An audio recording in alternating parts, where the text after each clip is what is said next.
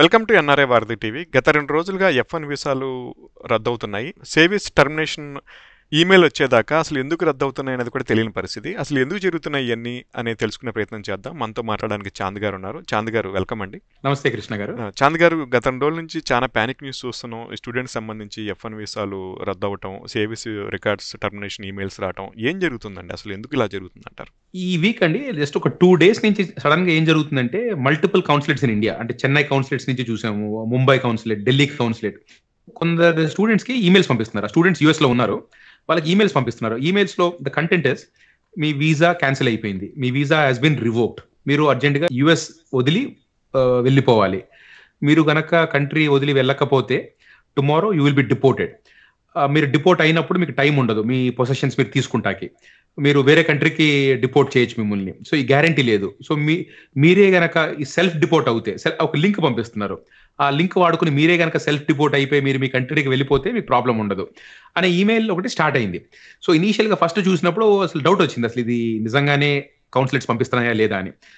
తర్వాత last 2 days లో చాలా మందికి వచ్చినాయి. అంటే అగైన్ అంటే this was little bit surprising. అయితే ఏంటంటే అసలు కొంచెం డిగ్ చేస్తా మొదలు పెడితే ఏమైందంటే there was like a common factor.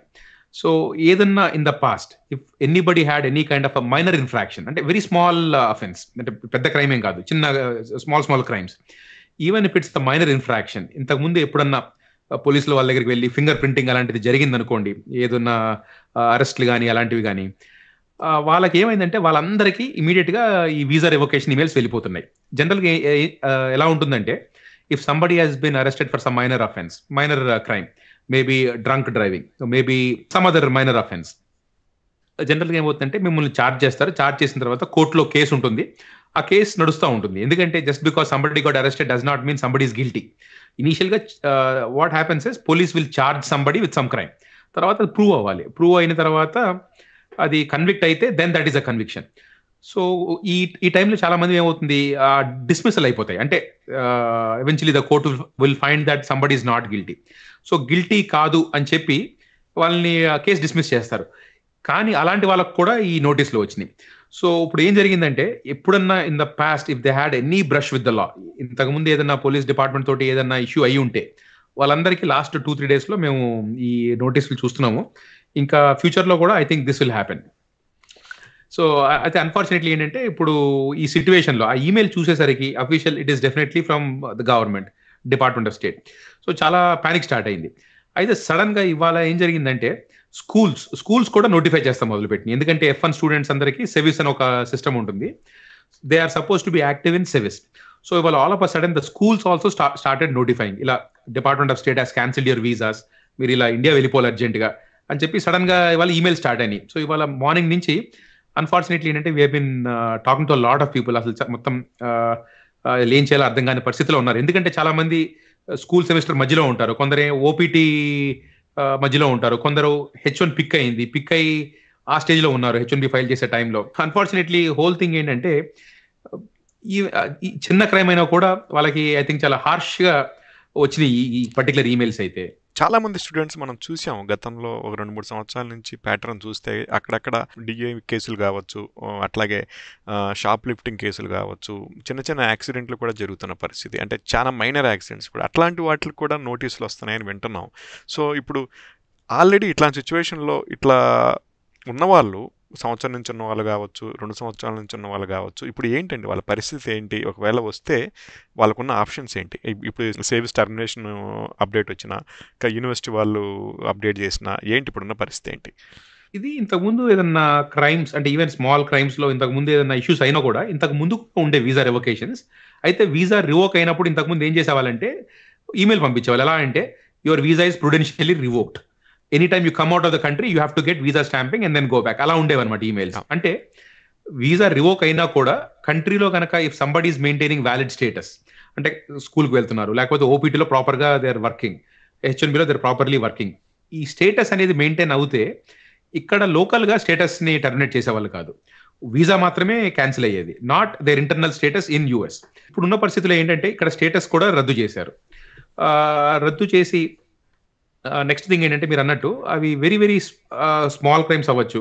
అంటే స్మాల్ క్రైమ్స్ అంటే ఇప్పుడు చిన్న చిన్న కార్ యాక్సిడెంట్స్ లో వాళ్ళకి టికెట్ వచ్చింది, పోలీస్ టికెట్ వచ్చింది.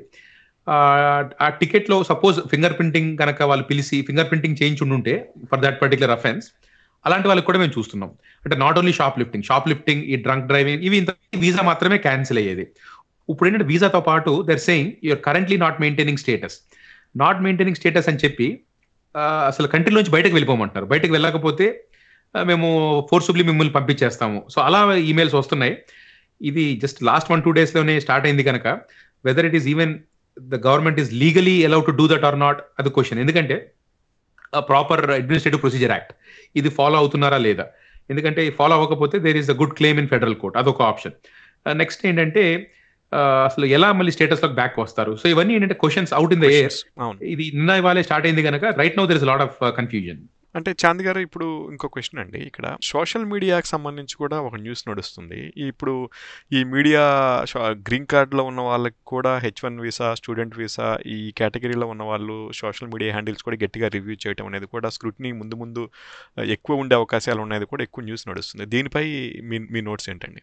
ఇది ఐ థింక్ సోషల్ మీడియా కూడా I think it's going to be big news అండి. ఇంకా అది స్టార్ట్ అవ్వలేదు.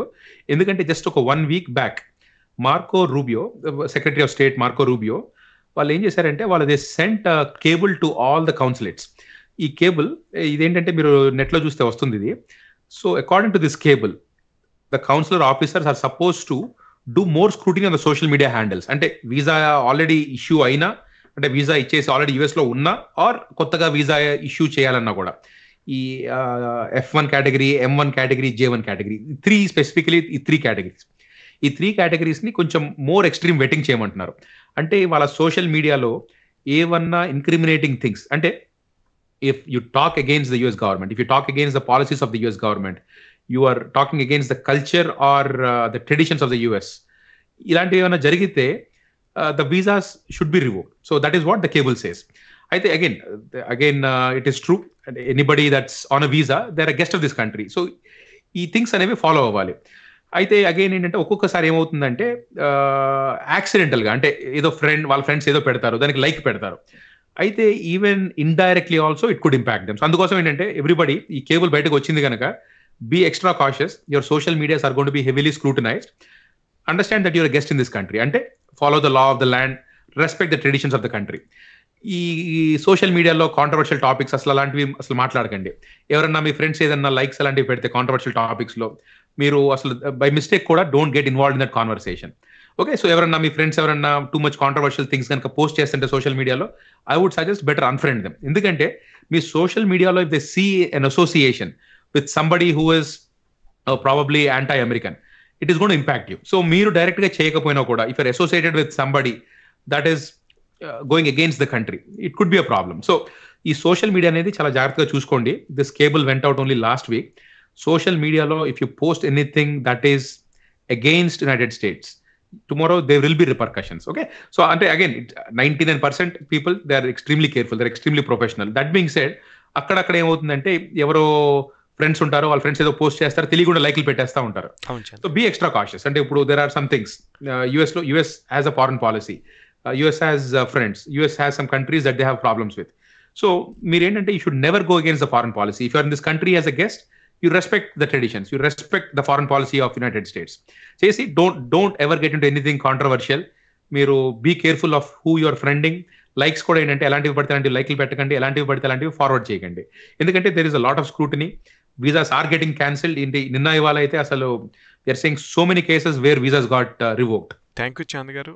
వ్యూవర్స్ వింటున్నారు కదా చాంద్ గారి దగ్గర నుంచి ఏవైతే నోట్స్ ఉన్నాయో, దయచేసి స్టూడెంట్ వీసా మీద ఉన్న వాళ్ళు కావచ్చు, అట్లాగే గ్రీన్ కార్డు మీద H1 మీద ఉన్న వాళ్ళు కావచ్చు, కొద్దిగా సోషల్ మీడియా హ్యాండిల్స్ జాగ్రత్తగా యూజ్ చేయండి. అట్లాగే స్టూడెంట్ వీసా మీద ఉన్న వాళ్ళు వీకెండ్ పార్టీస్ అయినాక డ్రైవింగ్ కావచ్చు, షాపింగ్ చేసేటప్పుడు కూడా కొంచెం జాగ్రత్తగా చేయాలని చెప్పి విజ్ఞప్తి. ఎందుకంటే ఇవన్నీ చాలా స్ట్రెస్ఫుల్ సిచ్యువేషన్స్. ఒక్కసారి మీకు నోటీస్ వచ్చినాక ఏది మీ చేతిలో ఉండదు. జాగ్రత్తగా ఉండాలని చెప్పి కోరుకుంటున్నాం. Thank you for watching.